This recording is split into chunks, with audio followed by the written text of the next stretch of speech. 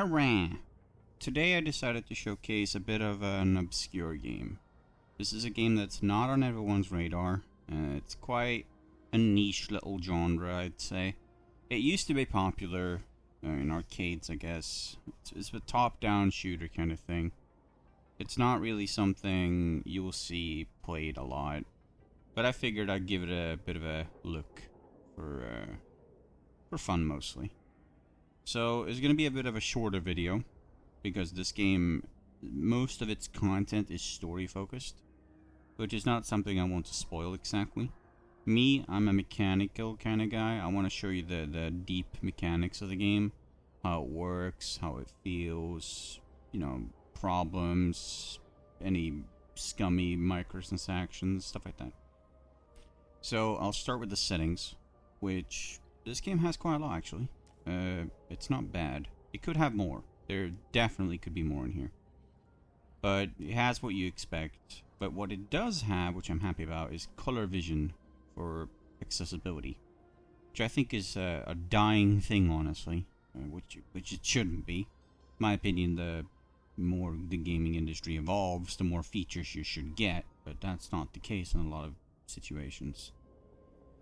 So what kind of game is this, aside from a top-down shooter? Well, it's a cyberpunk kind of shooter. So you're set in this futuristic sort of dystopian thingy. You start out as an indentured, which is essentially a person that a company's bought. And you are basically, you do whatever they want you to do. The shooting of this game is definitely a highlight. The start of the game is slower than you expect. You don't get a gun for the first, 20 minutes. So I'm not going to show you the tutorial exactly. I'm going to skip over that in order to show you this part. You have a dodge, just like you expect, and you aim with the mouse and you move with your WSD keys. You can remind pretty much everything to do with mobility and everything you feel needs a tune-up. This game has a lot of things going on. So first off, there's a cover system. You can't shoot over unless you right-click first, which allows you to do that. If you are behind cover and you shoot over something, you are essentially safe from any fire from this direction. But if it was something behind me, then obviously they'd get me. If you want to shoot short characters, you'd have to do so by just firing. If you right click, you still aim high, which means you hit the head. That's what you're aiming for. So this game is quite intricate, but that's not all. You also have grenades, and you have abilities like this. Metamorphs, I guess you could call them. They are a part of your cybernetic kit. There's also different guns. You can only have 2 of them. At any given point, you can only have 2 guns. So they are quite different from what I can tell. They are quite distinct and unique. Quite customizable. Now, I say you can only have 2 guns, but you can switch gun at any point. You want to try this gun, which is like a big minigun. You can kind of tweak. It will work just like you expect. And as you saw, the guns have stats, which essentially means you're gonna switch out guns a lot, especially if you get later in the game. You get guns with a lot of different DPS and damage types, which matters quite a lot in this game, because some robots and stuff take more damage from certain elements. There's also a rechargeable ability, right? So what that means is you kill enemies, you recharge something. And what you're recharging in this case is the tactical slot. And that could have grenades or healing fields, turrets even. So you have quite a bit of customization here. The augmentation, which is what you saw me do there, you have 4 slots. 2 augmentation slots and 2 module slots. Augmentations is abilities, essentially. So it could be anything from a beam, which you saw me do there. You can have bots that you throw out, deploy spider bots that will seek out people. And this will consume mana. Now, mana isn't infinite. It's finite, so you have a certain amount, and then you need to pick up stuff on the ground, or it will recharge under certain conditions. The module slots are modifiers to your characters in various ways. It could be recharging your tactical equipment faster. It could be better health. It could be a better dash or a different dash. So you can change your character quite a bit in this game as far as the weapons and augmentations go. As for the character, there are ways to change yourself too, because you can kind of level in this game. I've heard people say that these are very obscure. They're really not. You know exactly what you're getting here. Like body battery, that's obviously quote unquote mana, right? Your energy capacity, right? Vital signs, obviously health. Evasion is obviously dash, and so on and so forth. It's not that hard. It's not that complicated. This is all you get so far in the game. And I am about 15 levels in, which is about 20 hours, 22. So it's not too far for you to start getting some of this cool stuff. It's just the start is quite slow, but I will show you it anyway. I just wanted to start off at this point because it shows you everything you'd need to know. Now, as far as combat goes, it's the best part of the game. Like, it's not even a contest. Like, the combat of the game is really good. I'm just gonna switch back to my lovely little shotgun here and just deal with this.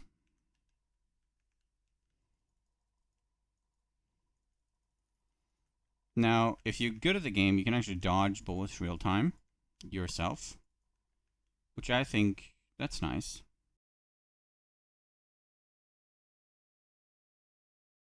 I haven't really encountered any other systems aside from what I said, but there is one more system in the game that will affect how you approach problems, and it's the hacking, this thing. Now, hacking in the game isn't something you do. Think of it as hacking for dummies. The game does it for you because, well, the game world, apparently, this is how they explain it, has realized people are dumb as fuck. So they sort of developed a program that does all the hacking for you. People who do hacking in person are extremely good at it, and they are usually quite sought after in some aspects. So I will show you the start of the game now. And the reason I'm showing the start of the game is for, well, two main reasons. One, I want to mention that this game has a new game plus. There's also co-op, so you can actually play this with a friend if you have friends. That's not depression speaking. If you don't have friends, you can just create a new game, and you have slots that you can just keep making if you feel like you want to restart for any reason. Now, I don't think there's much reason to create more than one character, honestly, because of the new game plus, you can just keep going. But maybe you want different characters for different situations. Hey, I'm not going to judge. Another thing is that this game has got an update.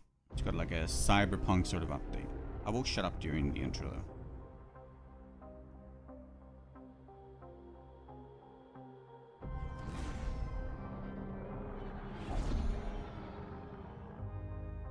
I'm gonna take this moment to mention this game looks incredible.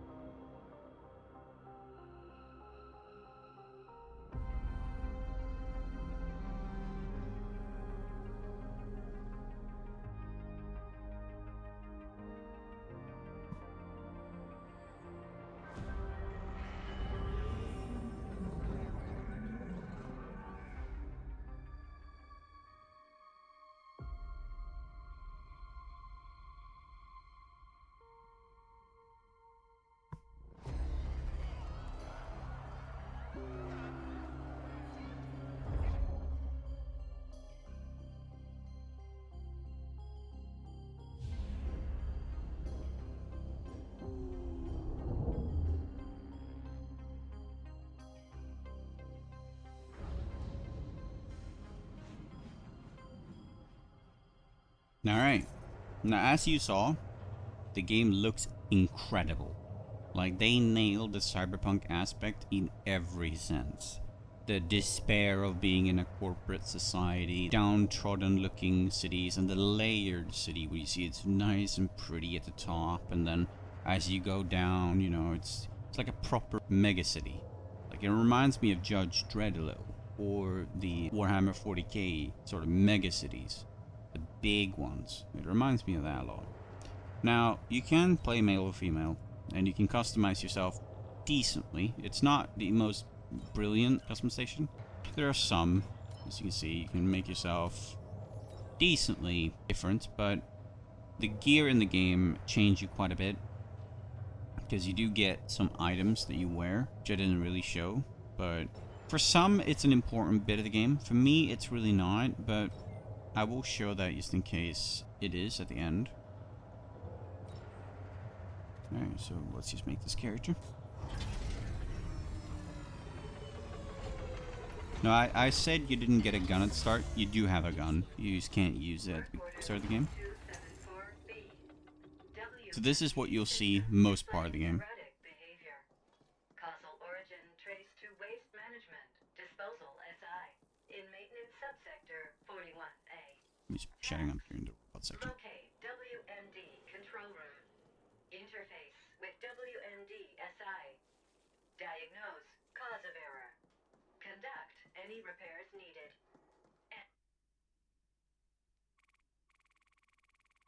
Work order. Alright, so it's very cyberpunky, very stuff. Everything's voice acted. Coming out of my fucking rinser this morning. Ever-tight showering in manure. I want this fixed. Get it done before end of cycle and I'll throw in a juicy bonus. So it's going to teach you the game pretty handholdy at the start. You can't skip this. You are stuck with this. I haven't gotten to the New Game Plus, so I don't know if it forces you to do this twice. But I'm hoping it doesn't.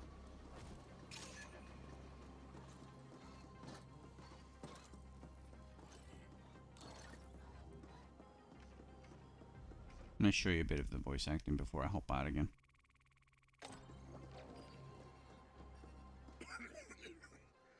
So, they finally sent backup. Guess the problem must have reached the stack tops, or Boom would have left me here to be scavenged for orcs. I'm Trummer.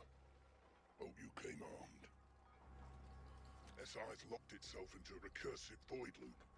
Whatever caused it's beyond that door, together with a whole lot of ferals who came out of nowhere. Took a fat bite out of my thigh. Was all I could do to crawl in here and put the room in lockdown. You'll help out, So, right? you can talk to the people, the various quest givers and stuff. And you can sort of make your own decisions about certain things. I haven't found decisions in the game that vastly affects how the main story progresses. But that could just be me being not too story driven of a person. You can continue this tutorial and you'll eventually be able to repair the sewage problem and leave, which will then take you to a hub. Because the game is very artistic and you get to see a character there, the last one you played. The game is quite artistic in how it shows you the world, in pretty much every sense. You have a lot of avenues of expressing how you want to play, but it is a shooter, so you are limited in some aspects. So you can't just create something out of nothing in this game. This is a shooter and you're going to be limited to what the shooter is going to provide you with. It is unfortunate in some aspects, but I also understand that they have a vision they're going with. They've done their best to give you tools to work with within the game world. Give me a moment to show you some actual gameplay of Well done, Indent. bit of a, well, it's higher, but higher than Jack into the the vault start SI, at least. and our AGI will do the rest through your imp.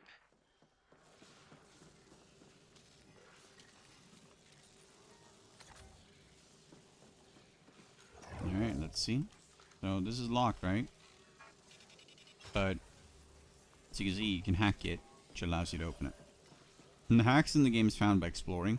There's quite a bit of exploring in this game, in the game world. If you look at the map, you'll see that it has quite a lot of info that you can work with. And there is, of course, a overarching game world. But this is where I am now, so this doesn't actually show you much.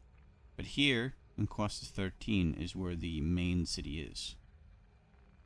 As well as Plotlight. These are like the main areas. And it looks very good, I have to say. Again, they've nailed the artistic style of this game. It's uncontested as far as cyberpunk stuff goes.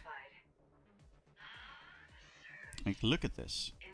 It looks incredible. Knockhead here. I see other CGTs moving in on your position. The bastards are just cruising through now that we cleared the way. Better watch your six, pal. Indent, if you lose that vault, I expect you to self-terminate on the spot and spare me the effort. Clear? Now, the AI is quite shit in this game. They'll do dumbass things. There's no doubt about that. And like there, for example, he should have probably stopped there and tried to shoot me. But obviously you can't really expect perfect AI in every game. But this game doesn't do it well at all.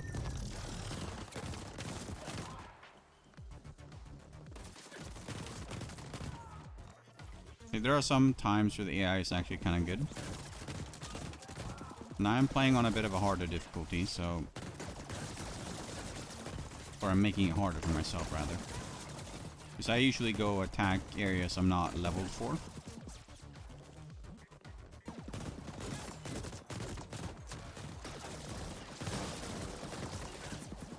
So the AI gets around some of the decisions it makes by sort of getting enemies that'll instantly jump to you, like you saw there. And they like to swarm you like this. So you have to stay on the move quite a lot.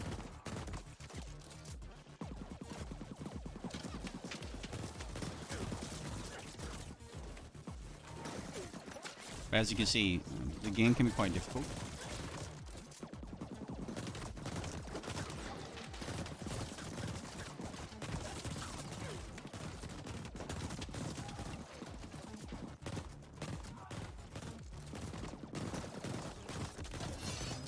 And you can kind of feel like you're being overwhelmed, but there's like a rhythm to the enemies.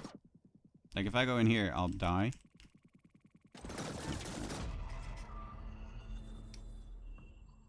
As you see. And you'll be teleported at the start of the mission every time. So you're not going to be kicked far if you die. So it's not that big of a deal. Like see, I'm out here again. So what I want to show you, the armor. There is quite a bit to digest. You can change your character and how it looks, but you can't do so without changing the items. There is a place in the game that allows you to transmog, I guess you can call it, allowing you to equip a piece that looks different onto a piece that isn't that piece. So you kind of change how a piece looks. And there is quite drastically different looking armor. So they've nailed that part. And the game itself is quite hectic, like you saw. Like I didn't win there, I lost. I got my ass beat. It might be easier if I'm playing without recording, but that's okay. There's an aspect of the game that I want to talk about that has nothing to do with the game itself. It's an aspect I always mention at the end of every video I make, and it's the fact that the game has some scummy practices. So, we talked about the game's customization. We talked about the ebb and flow of combat, how it feels, and it feels incredible. We talked about how it looks, and it's gorgeous. It nails the atmosphere and everything is fantastic. The sound is okay, as you can clearly hear. It's alright. It's got its moments. Anything tech related is pristine. So what's the catch? Well, the game has microtransactions. It doesn't have a store, right? Like Path of Exile, for example. But it has skins you buy in the same vein as a bunch of cosmetics that you're then allowed to buy in the game. Like, I don't know, a Halloween pumpkin head, for example. I don't like that. I will never support that behavior. Like, if you're selling a game at $30, whatever it's costing, you can have $15 or $40, it doesn't matter. If your game costs money, and you've set the price at something, I consider that a finished product. I don't think you should also sell microtransactions. I don't think that's a good idea. I think it's scummy, I think it's shitty, and I think the companies should stop doing it. Obviously, they're not going to, but hey, I can dream. The game has a DLC right now. It's like a next sort of bunch of missions, bit of a campaign continuation. I haven't played it. I wanted to play through the Ascent as it is, without any additions in it, nothing. The way I feel is, if you like the game and you want more of it, the DLC is there, right? If I want to do a video, I'll do one separately for the DLC, if that's the case. If people like this. But I recommend it if you like the look of this. But I can't bring up any other games that play like this. This doesn't feel like Diablo. It doesn't feel like a Grim Dawn game. It feels like its own thing a little. Now maybe there are games out there that I'm missing, that I haven't played. There are like this, top-down shooters. Even a game like Hotline Miami, it doesn't feel like that. You're way too tanky in this game to feel like that. Now, I will say, there are many ways to play it. So, it does have some replay value. But I also find you can use Switch in the game on your main character and just play whatever. I don't think there's a reason to play more than once, but I could be wrong. The new Game Plus might spice things up in ways I didn't consider. But as far as I played, I think it's a pretty good game. If you can overlook the fact that it has microtransactions. So if you're going to buy the game, please review that part first. Look at that part of the game and see if that's for you. Because it's going to turn some people off.